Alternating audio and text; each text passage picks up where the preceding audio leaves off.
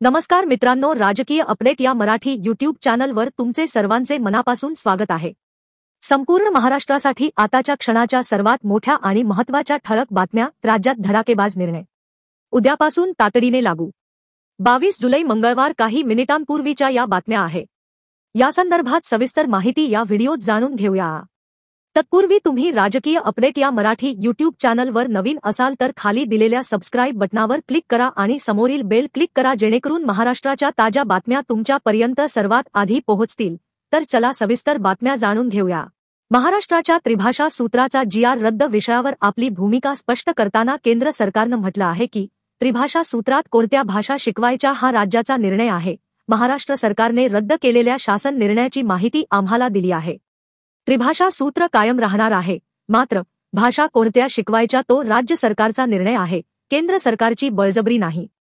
3 भाषा माध्यमिक शिक्षण पूर्ण होईपर्यंत शिकायच्या आहेत, त्यामुळे 6वी किंवा 7वी इयत्तेत विद्यार्थी भाषा निवडू शकतात।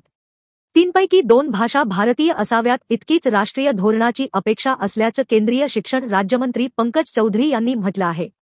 त्यामुळे आता राज्यात हिंदी विषय सक्तीचा असणार की नाही, याबाबतचा निर्णय राज्य सरकारलाच घ्यावा लागणार आहे।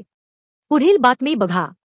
पुणे शहरातील फुरसुंगी परिसरात एक हृदयद्रावक घटना उघडकीस आली आहे।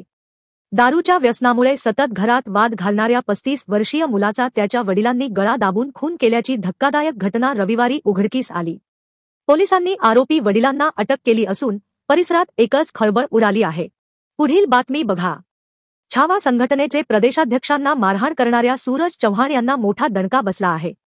लातूर पोलीस ठाण्यात गुन्हा दाखल झालेला असतानाच उपमुख्यमंत्री अजित पवार यांनी चव्हाण यांना राष्ट्रवादी युवक काँग्रेसचे प्रदेशाध्यक्ष पदाचा राजीनामा देण्याचे आदेश दिले आहेत। पुढील बातमी बघा।